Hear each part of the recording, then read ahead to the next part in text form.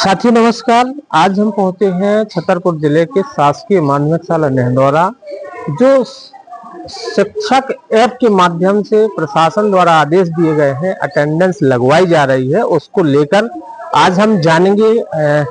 आज एक दिव्यांग शिक्षक यहाँ पर बैठे हैं, उनसे बात करते हैं। क्या नाम सर आपका?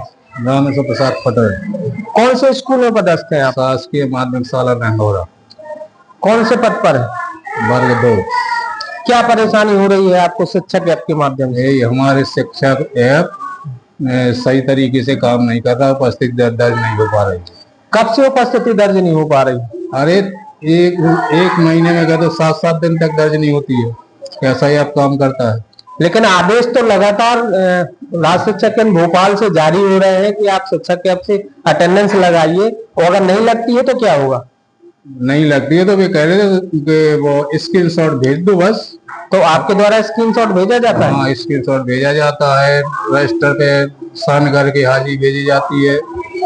लेकिन हम लेकिन जो शासन आदेश कर रहा है उसका कहना तो ये है कि शासन के जो आदेश है, शासन के आदेश ने स्पष्ट तौर पे ये लिखा है कि अगर शिक्षक ऐप से आपकी अटेंडेंस नहीं लगती है तो वेतन काट दी जाएगी। लेकिन लगातार अगर 6-7 दिन से नहीं लग रही है तो फिर इसमें आपको क्या परेशानी हो रही है?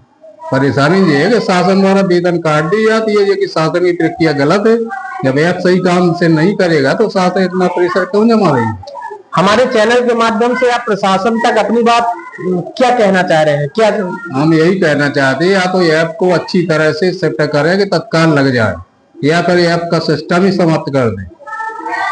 तो ये थे हमारे दिव्यांग शिक्षक शासकीय माध्यमिक शाला नेहदौरा से रामेश्वर पटेल जी। और मैं बता देता हूं आपको कि ये इनके द्वारा ये बताया गया कि जो प्रशासन द्वारा जो है लगातार शिक्षक ऐप के माध्यम से अटेंडेंस लगाने की बात जो कही जा रही है, लेकिन कहीं ना कहीं धरातल पर उनका ऐप फेल होता नजर आ रहा है। क्योंकि शिक्षक ऐप से कहीं जैसे ही लोग अटेंडेंस लगाते हैं तो ना तो वो ओपन होता है, और अगर कभी ओपन भी हो जाता है तो अटेंडेंस नहीं लग पाती है। तो अब ऐसे में शिक्षक करे तो करे क्या? सबसे बड़ी परेशानी ये होती है कि प्रशासन के आदेश आ रहे हैं कि शिक्षक ऐप से अटेंडेंस लगाई जाए, तो सबसे पहले अगर अटेंडेंस उनकी नहीं लगती तो उनको भय है कि वेतन कट जाएगी।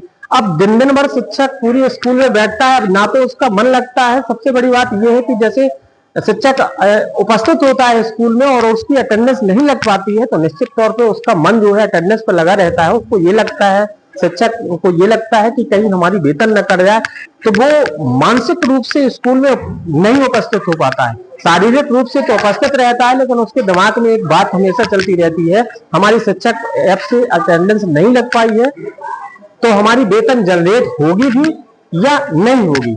तो ये एक प्रशासन को कहना चाहिए, प्रशासन को देखना चाहिए। सबसे बड़ी बात यह है कि शिक्षक ऐप में सबसे पहले सुधार करें और इसके बाद ये अटेंडेंस लगवाएं। वही दूसरे प्लेटफॉर्म में अति शिक्षक जो हर जगह स्कूलों में कार्य कर रहे हैं, जो एक प्लेटफॉर्म में काम करते हैं, उनको छुट्टी भी प्रशासन की तरफ से प्रदान नहीं की जा रही है। अगर छुट्टी प्रदान नहीं की जाती है, उसके बावजूद भी अगर आप ऐप में अटेंडेंस लगवा रहे हैं और आपका ऐप काम नहीं कर रहा है तो उनकी तो वेतन कट ही जाती है।